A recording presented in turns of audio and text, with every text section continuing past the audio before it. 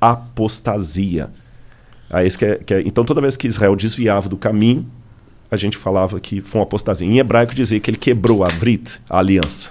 Né? Então isso é chamado de apostasia. Por que ele achava que os caras estavam quebrando a aliança com Deus? O que eles estavam fazendo de errado? Porque Deus falava assim, eu sou o único Deus de vocês.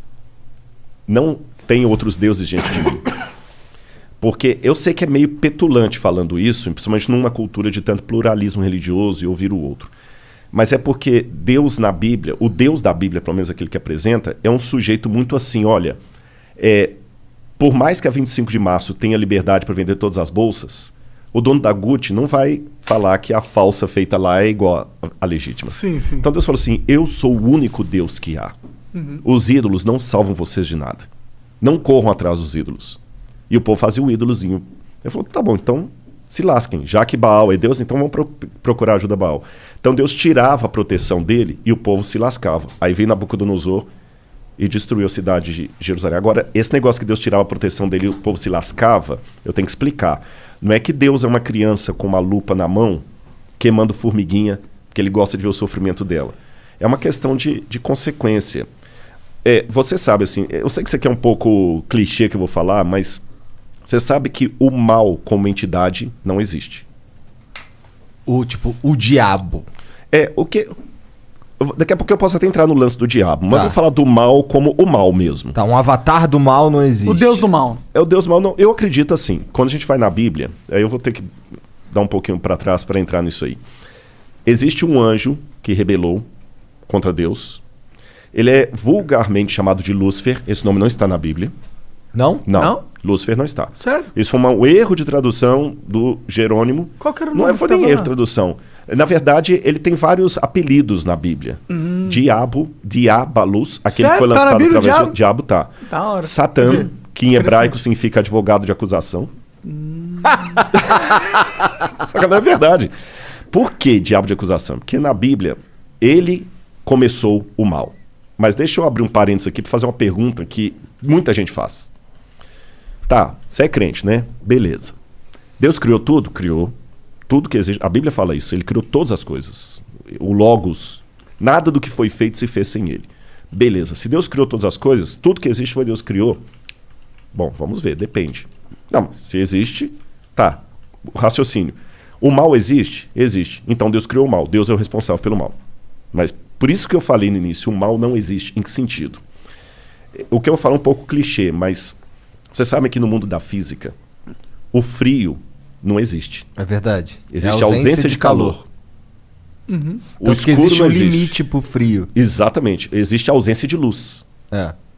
Então, o mal também, nesse sentido, é como o frio, é como a escuridão. Ele não existe por si mesmo. O que existe é a ausência de Deus que causa a sensação do mal. E Deus, ele é um cavalheiro. Eu sei que nem todos os teólogos concordam comigo. Tem uma teologia de Calvino, por exemplo, que acha que Deus escolheu. Se Deus escolheu você para ser salvo, ele para se ferrar, não tem o que fazer. Calvino pensava, grosso modo assim, sem querer ser panfletário, que Calvino era um brilhante teólogo, mas nem por isso eu vou concordar com tudo. Eu não penso como Calvino. Eu penso que Deus deu a liberdade. Você está entendendo? Mas mesmo assim, deixa eu raciocinar como se fosse um cara que não aceita a Bíblia. Pô, mas que sacanagem. Então tá bom, Deus deu alternativa. Mas ele fala assim, tá bom, ó, Igor, você vai me aceitar e eu vou te trazer pro céu. Se você não me aceitar, vai se lascar no inferno que eu vou te... Peraí. Então que Deus é esse? Parece aquele namorado possessivo. Sim. Ou namora comigo, ou então vou te matar. Não é assim. É porque, segundo a Bíblia, como Deus é o criador de tudo que existe, e nele há luz e treva alguma, o único que pode conceder a vida é Deus. Então, quando Deus fala desesperadamente, meus filhos, aceitem-me, porque senão vocês vão se lascar, não é como o namorado possessivo que fala com o menino assim, ou namora comigo, senão eu vou pegar um revólver e vou te matar. Não é isso. Seria mais ou menos como se a água pudesse dizer para o peixe, fique em mim, peixe, senão você vai se lascar. Quando a água fala assim, não é porque a água é possessiva. Eu estou usando uma onomatopeia aqui, né? Não é porque a água é possessiva, não é porque a água é namorado. É porque não dá para viver fora. É porque não dá para viver fora. Então, quando Deus apela, filhos, vivam em mim, porque senão vocês vão se lascar, é porque Ele nos ama. Eu não estou aqui para pregar, não é púlpito, mas Isso faz parte da minha essência. Por isso que, para mim, o menininho me cumprimentando aqui do lado, cara, não é só eu simplesmente falar assim, pô, que legal, eu sou famoso. Não. O assunto que eu falo é arqueologia. É porque se o que eu falo for verdade, eu não posso ficar calado, Igor. Você está entendendo? E aquele lance que eu falei da cruz de Cristo, os romanos crucificaram milhares de pessoas. Mas aquela crucifixão de Jesus de Nazaré foi diferente. Por quê? Vou te falar por quê. Vou contar uma historinha para você. Um rei, vou responder igual Jesus. Jesus contava uma história quando o pessoal perguntava. Um rei uma vez deu uma regra no reino dele. Ninguém pode roubar. Se alguém roubar, eu vou mandar arrancar os 2 olhos. Cara, funcionou, ninguém roubava. Você podia dormir com a porta aberta, o cara das trancas nem vendia tranca. Delegacia só quando era uma briga, assim. Até que um dia chegaram pro rei e falaram assim, majestade, nós pegamos um rapaz roubando aqui, a sua lei fala que tem que ter os 2 olhos arrancados. Ele falou, tudo bem, só que tem um problema, é o seu filho. É o príncipe. E aí? Vocês têm filhos? Tenho. Eu não tenho. O que você faria, monarca? Você é o rei. Se eu sou o rei, eu mando arrancar os olhos. E você, Igor?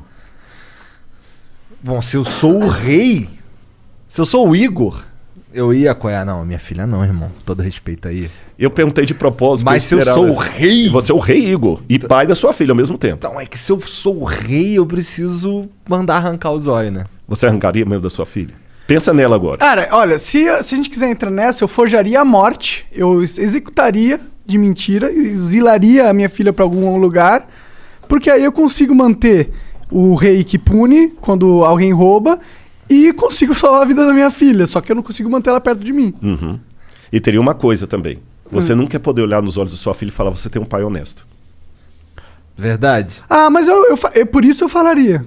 É porque o negócio do rei, de você não... É porque é um mau exemplo. Porque aí você abre a permissão, entendeu? E aí você vai ter Se eu sou o rei, manda lá pro STF, lá no Brasil, lá. Nem entra nisso porque eu não quero que o Flow tenha problemas. Nem eu. Bom, mas eu também não seria um rei que ia colocar roubo com perda de olho, né? Ah, funcionou. Ninguém roubava. Ah, mas funcionou porque é uma pena muito punitiva. Mas poderia ser uma pena não tanto punitiva que também funcionaria, talvez, né? Posso dar a solução bíblica para responder a pergunta dele? Por quê? Esse rei falou o seguinte, palavra de rei não volta atrás. E ele tinha um dilema, porque se ele mandasse arrancar os olhos do filho, o pessoal falou assim, pô, esse cara não tem misericórdia nem do filho, quanto mais da gente. É uma mensagem bem forte. Bem forte. Se ele poupasse o filho, o pessoal também fala assim, pô, se fosse o filho da faxineira, sabe o que ele fez? Ele falou o seguinte, como rei eu não posso voltar a palavra atrás. Mas como pai que ama, eu não tenho filho, tá, monarca? O Igor vai entender, o Igor tem mais autoridade para falar isso, que ele tem uma filha, eu não tenho. Tem duas. Como pai, eu também não posso negar a salvação pro meu filho que errou, mas está arrependido. São 2 olhos que a lei quer, são 2 olhos que a lei terá. Podem arrancar os meus olhos e deixa o meu filho. Quando o mal surgiu no universo, o mal existia... Tem um lance em filosofia que eu não quero... Vou tentar mastigar para ficar mais fácil. Vocês ouviram o Pondé aqui, com muito mais propriedade do que eu, que chama-se metafísica. Foi a matéria mais difícil que eu estudei em filosofia. Metafísica é a doutrina do ser. Tudo que existe primeiro em potência, depois em ato. Eu não tenho filho, nem o monarca. Nossos filhos existem em potência. As suas filhas existem em ato. É potência mesmo, né, monarca? Não tem ninguém... É potência. É potência, mas pode ficar tranquilo. Não tem nenhuma certidão para ser reclamado, não. Nenhum DNA, não, brincadeira.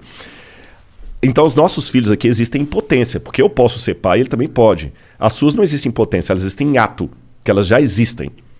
A minha filha não tem como ser estuprada, como ganhar um prêmio, como passar no vestibular, como pagar um seguro de saúde para ela. As suas têm, para ganhar tanto coisas boas quanto ruins.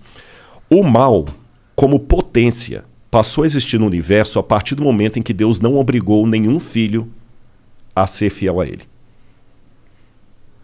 Eu criei vocês e vocês estão livres. Só que sigam as minhas leis para que tudo dê certo. E aí, com a ruptura que houve no universo cósmica, a lei de Deus foi quebrada. E a punição era que o pecado passou agora de potência a ato. Ruptura cósmica? Ruptura cósmica. O Porque, quer dizer porque com o isso? universo estava numa harmonia que foi quebrada. Você entendeu? Não era plano de Deus que criança e leucemia estivessem na mesma frase. Não era plano de Deus. Deus não queria isso. Deus não queria a pancada que você ganhou no seu carro hoje. Deus não queria isso. Mas aconteceu. Ele sabia que ia acontecer. Aí alguém fala, pô, sacanagem, se ele sabia, por que ele deixou? Aí que vem o Lúcifer, o vulgo Lúcifer, né? Que é Lutíferos, que é um nome que vem do latim, que não está na Bíblia, como eu falei. Mas vamos chamar de Lúcifer assim mesmo. Vem o Lúcifer, que faz toda a rebelião e tudo. E a sentença agora é a morte. Aí a segunda pessoa da divindade, que é Jesus, fala assim, tudo bem. São 2 olhos que a lei quer, a lei está exigindo a morte, eu vou morrer no lugar da humanidade. Então, na crença bíblica tradicional, o fato de Cristo morrer na cruz do Calvário, que não foi apenas um carinha que rebelou contra Roma, ele morreu a morte redentora. Por isso a gente chama de Cristo Redentor. Ele morreu no lugar do pecador. Ele que não era pecador morreu. Por isso que no Antigo Testamento sacrificava um cordeiro inocente para representar o Cristo. Ele morreu. E é graças à morte dele que hoje, se algum de vocês souber uma notícia ruim de morte, eu tenho algo de esperança para falar concreto.